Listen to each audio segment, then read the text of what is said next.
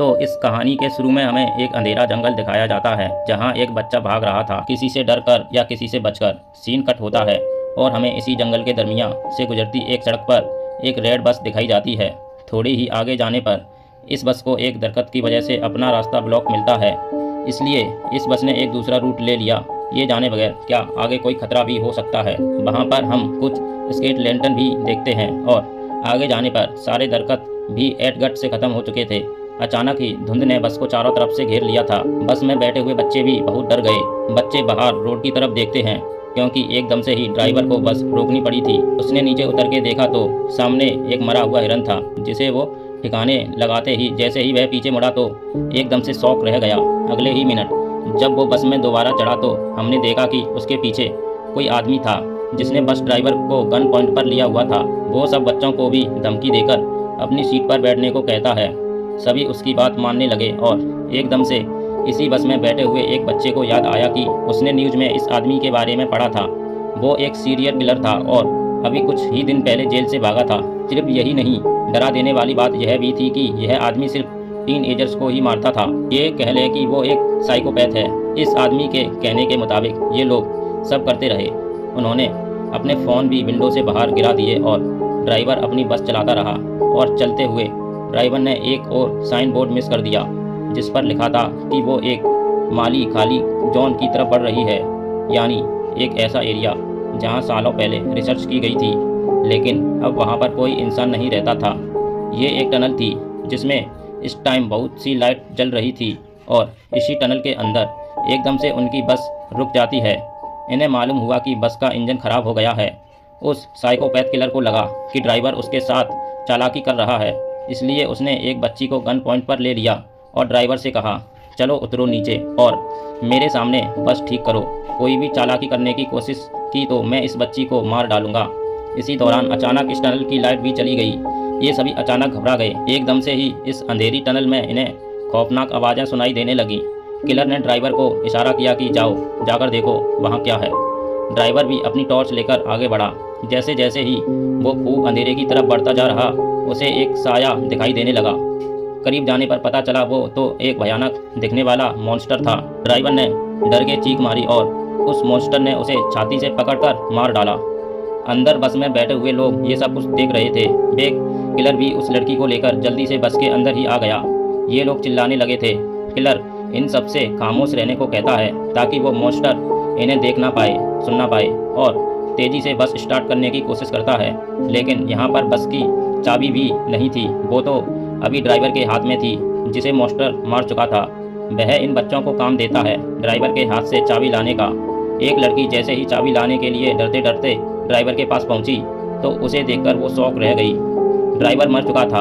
लड़की को यकीन नहीं आ रहा था और उसके आंसू निकलने लगे, लेकिन ये रोने का वक्त नहीं था। उसने एहतियात से ड्राइवर के हाथ से चाबी ली और बस में वापस आ गई। बस में बैठकर भी उसकी हालत अजीब थी। बाकी बच्चे जब उसे ड्राइवर के बारे में पूछते हैं तो वह नाम में सर हिला देती है क्योंकि अब वो जिंदा नहीं रहा था। यह सुनकर ये सब बच्चे भी दुखी हो गए। यहाँ अभी किलर बजी नाम के लड़के को बस स्टार्ट करने को कहता है, लेकिन बस तो ख़राब थी, कैसे स्टार्ट होती। उसे धमकी देता है कि अगर तुमने बस स्टार्ट ना की तो मैं इन सबको मार दूंगा। किलर कभी बाकियों से लगा फी जो सारा था, बिना डरे उल्टा इस किलर से ही बहस करने लगता है और मौका पाते ही पीछे से एक बच्चा उसे धक्का देता है। वो नीचे गिरा तो रजी ने एकदम से उसके हाथ से गन छीन ली और फिर उसी के ऊपर पॉइंट कर दी। ये देखकर वो किलर हंसने लगा और उसने बोला, तुम मुझे नहीं मार सकते। अरे मारने के लिए तो बहुत हिम्मत चाहिए होती है जो तुम्हारे में नहीं है। इससे पहले कि ये बच्चा कुछ करता, एकदम से इस बस की छत से उन्हें आवाज़ आती है। इस आवाज़ ने सबको डिस्टर्ब कर दिया और किलर ने दोबारा अपनी गन उनसे छीन ली। अब बस के ऊपर से आने वाली आवाज़ें भी बढ़ चुकी थी, जिसकी वजह से कि सारे बच्चे डर जाते हैं और गुस्से में किलर बस से उतरता है और चिल्लाने लगता है, जो भी हो अंधेरे से बाहर निकलो, मेरा सामना करो। वो यही सब कह रहा था कि एकदम से उसकी बोलती बंद हो गई। उसके चेहरे पे अजीब खौफ से भरी मुस्कुराहट आई और एकदम से किसी ने उसके ऊपर हमला कर दिया। हमला करने वाले ने उसका सर धड़ से अलग कर दिया और बस के अंदर से ये देखकर बच्चे बिल्कुल शॉक रह गए। वो खामोश हो चुके थे क्योंकि उन्हें क्रिएचर यानी मॉन्स्टर के एक हाथ में उस आदमी का सर और वह खौफनाक सी दिखने वाली क्रिएचर ना नजर आ रही थी। उसकी हाथ में बहुत सारे टेंटिकल्स थे जो उसने इस आदमी के सर के अंदर घुसाए हुए थे। इन्हें समझ नहीं आ रहा था कि ये क्या करें। ये लोग अब अपनी जान बचाने के लिए इस बस के अंदर रहने का ही डिसाइड करते हैं, लेकिन तब तक ही जब तक इन्हें अपने बस के बाहर से अजीब आवाज़ें सुनाई नहीं देने लगती। कड़कड़ाती हुई आवाज़ से बस का दरवाज़ा खुला और इन्होंने बस की सीट के ऊपर उसी मॉन्स्टर के बड़े बड़े हाथ देखे। यानी कि मॉन्स्टर बस के अंदर आ चुका था, जिससे बचने के लिए ये बस के डोर से नीचे की तरफ भागने लगे, पर यह दरवाज़ा नहीं खुला। उनके हाथ में टॉर्च थी, जिसका मुंह गलती से जब मॉन्स्टर की तरफ होता है तो ये नोटिस करते हैं कि मॉन्स्टर इस लाइट से डर रहा है। बस इसी चीज़ का फ़ायदा उठाते हुए उन्होंने उस मॉन्स्टर को लाइट के सर के ही दूर रोके रखा कि जितने में ही इनकी बस का दरवाज़ा भी खुल गया और ये लोग बस से उतर गए। लाइट को मॉन्स्टर की तरफ रखते हुए ही ये लोग आगे की तरफ भागते रहे और पहुँचे एक बंकर के अंदर। इस बंकर के अंदर एक रूम भी था, जिसपे इस पूरी जगह का एक मैप बना हुआ था, जिसे देखकर यह पता चलता है कि ये एक मिलिट्री बेस है और अगर ये मिलिट्री बेस थी तो यहाँ पर लाइट भी हो सकती है और कंट्रोल पैनल भी हो सकता है। और अगर इन्हें उस मॉन्स्टर से बचे रहना था तो किसी तरह इन्हें वो कंट्रोल पैनल ऑन करना था, जिससे यहाँ की लाइट जल जाए और वो मॉन्स्टर इनसे दूर रहे और फाइनली ये लोग बच के यहाँ से जा पाएँ। ये लोग कंट्रोल पैनल को ढूंढकर उसे ऑन करने का डिसाइड करते हैं। मैप को रखकर ये एक पूरा प्लान बनाते हैं और सोचते हैं कि आखिर कहाँ पर कंट्रोल पैनल हो सकता है। नोलन और उसका साथी पावर पॉइंट को ढूंढने के लिए चले जाते हैं, जबकि यहाँ पर बैठे हुए ये तीनों अजीबोगरीब तरीके से अपना टाइम पास कर रहे थे। अब कोई नहीं इन दोनों से लड़ कुछ कहती है, मुझे वॉशरूम जाना है। अकेले वो जा नहीं सकती थी क्योंकि उसे डर लग रहा था, इसलिए रजी उसके साथ चला गया। रजी उसको बातों ही बातों में तंग किए जा रहा था, इसलिए अब क्वीनी उसे कोई जवाब नहीं दे रही थी। काफ़ी देर हो गई। कुनी उसकी तरफ जब मुड़ी नहीं तो उसे कुछ अजीब लगा, इसलिए फाइनली उसने पीछे मुड़कर देखा तो वहाँ कुनी थी ही नहीं। उसके तो होश ही उड़ गए। जोर जोर से चिल्लाते हुए वह यहाँ वहाँ कुनी को ढूंढने लगा। उसके दूसरे दोस्त को भी ये बात पता चल गई कि क्वीनी गायब है। ये लोग इस पूरे एरिया में क्वीनी को ढूंढने लगे और आखिर एक ऐसी जगह पहुँचे जहाँ इन्हें क्वीनी दिख गई।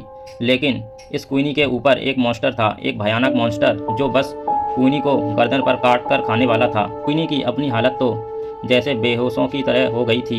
यहाँ पर रेजी उस मॉन्स्टर को फायर दिखाकर उसे डिस्ट्रैक्ट करता है, जबकि उसका दूसरा दोस्त उसके नीचे से क्वीनी को निकालने में कामयाब हो गया। क्वीनी और वो दोनों तेजी से आगे की तरफ बचकर भागने लग जाते हैं। यह सोच पक्की रजी तो उनके पीछे है ही नहीं। असल में इस लड़की के हाथ से मिसाइल इस मॉन्स्टर ने गिरा दी थी और वो नीचे पानी में गिरकर बुझ गई और अब मॉन्स्टर बस उसके ऊपर हमला करने ही वाला था। उसके मुंह से अजीब सी चीज़ें निकलकर रेजी के मुंह पर गिर जाती हैं और ये खून था। क्वीनी और उसके दोस्त ने आखिर जब रेजी को देखा तो उनके होश उड़ गए।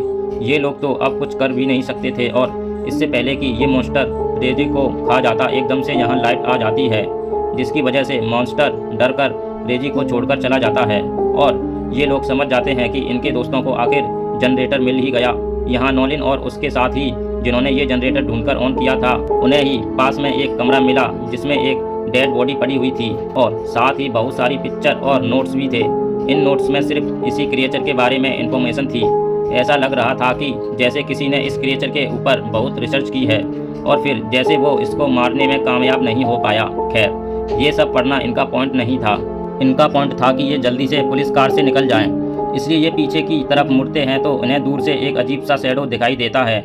ये दोनों डर गए। इन्होंने सांस तक रोक लिया कि आने वाला मॉन्स्टर भी हो सकता है, पर मालूम हुआ कि ये कोई मॉन्स्टर नहीं बल्कि उसके तीनों साथी थे, जिनको देखकर ये खुशी से उनके पास चले गए। ये खुशी सिर्फ एक पल की ही थी, क्योंकि अगले ही पल उन्होंने कुनी की गर्दन पे एक निशान देखा। वो जख्म था, बहुत गहरा जख्म, जिसके अंदर से खून निकल रहा था। यह उस मॉन्स्टर के काटने की वजह से हुआ था। ऐसा भी हो सकता है कि अब कुनी इन्फेक्टेड होकर उस मॉन्स्टर में बदल जाए और मिसे कहता है कि शायद हमें कुनी को साथ नहीं रखना चाहिए, लेकिन ये लोग ऐसा नहीं कहते कि कुनी को साथ रखते हैं। उसके साथ आखिर क्या होने वाला है, इस चीज़ की इन्फॉर्मेशन लेने के लिए ये दोबारा उसी कमरे में जाते हैं जहाँ पहले उन्हें बहुत से नोट्स मिले थे। उस मॉन्स्टर के बारे में वहाँ पड़े हुए बहुत से नोट्स में से वो एक नोटबुक उठाते हैं और उसे पढ़ना शुरू करते हैं। ये एक लड़के की कहानी थी जिसे अपनी बहन के साथ नई नई जगहों को एक्सप्लोर करना बहुत अच्छा लगता था और ऐसा ही ये लोग एक दिन एक्सप्लोर करते करते इस मिलिट्री बेस तक आ गए। वलरकाल, जिसने एक कहानी लिखी थी, वो यहाँ के मैप को गौर से देखता रहा और पीछे ही रह गया, जबकि उसकी बहन आगे आगे बढ़ती रही और एकदम से वो शॉक हो गई, जैसे उसे टनल के अंदर कोई अजीब चीज़ नज़र आई हो। पीछे जो उसका भाई खड़ा था वो जैसे ही उसकी तरफ देखता है तो बहुत देर हो चुकी थी। टनल के अंदर से चीखने चिल्लाने की आवाज़ें आ रही थी। इससे वो खुद भी डर गया और अंदर जाकर अपनी बहन को बचाने के बजाय वो जंगल की तरफ भागने लगा ताकि वो अपनी जान बचाकर यहाँ से जा सके। ये वही सीन है जो हमने मूवी के स्टार्ट में देखा था।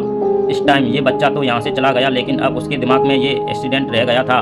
उसके दिल में ये बात रह गई थी कि उसकी लापरवाही की वजह से उसकी बहन मारी गई और अब वो उस चीज़ से बदला लेना चाहता है जिस चीज़ ने उसकी बहन को मारा था। सालों गुजरने के बावजूद भी वो कुछ नहीं भूल पाया। उसने इस मॉन्स्टर के ऊपर रिसर्च की, उसके बारे में एक एक चीज़ पता लगाई और फिर प्लान किया कि कैसे वो इस मॉन्स्टर को मार सकता है। उसने मॉन्स्टर को मारने के लिए एक मशीन तक बना डाली थी, लेकिन इससे पहले कि वो मॉन्स्टर को मार पाता, उसकी बुरी किस्मत के मॉन्स्टर ने उसके यहाँ होने का पता लगा लिया और उसे ही मार डाला। उसी के बनाए नोट से ये लोग भी पता लगा पाते हैं कि वह मॉन्स्टर जिसके ऊपर हमला कर देता है या जिसका खून चख लेता है उसे मारकर ही रहता है। और अब कुनी के ऊपर बहुत ज़्यादा खतरा था। ये लोग रस कहते हैं कि कुनी को बचाने के लिए ये लोग लड़ेंगे। उस आदमी ने जो काम शुरू किया था उसे ये लोग पूरा करेंगे।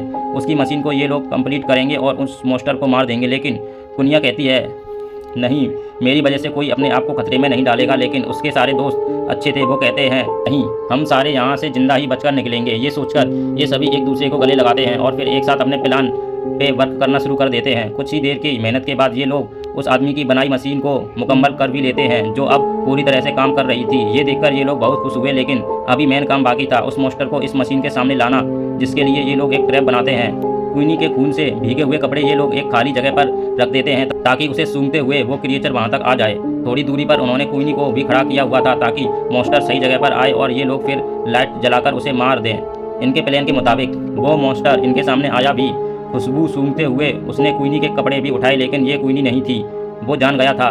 ठीक इसी टाइम पर नलत को भी ट्रिगर नीचे करना था, लेकिन बदकिस्मती से वो ट्रिगर फंस गया और ऐसे मॉन्स्टर क्वीनी को ढूंढते हुए उसके पीछे आ गया। इससे पहले वो क्वीनी के ऊपर हमला कर देता, ठीक वक्त पर वो लोग उस मशीन का ट्रिगर ऑन कर देते हैं और बहुत सारी लाइट्स उस मॉन्स्टर पर पड़ने पर वह क्वीनी को छोड़ देता है। क्वीनी और उसकी दूसरी साथी तेजी से भागते हुए टनल से बाहर निकल आते हैं और यहाँ का साथी तेज से भागते हुए उस मॉन्स्टर के पेट में स्टॉप कर देता है, लेकिन इनकी बदकिस्मती से उस मॉन्स्टर को कुछ भी नहीं होता। अब इन लोगों के पास बस यही हल था कि ये लोग अपनी जान बचाकर यहाँ से भागें।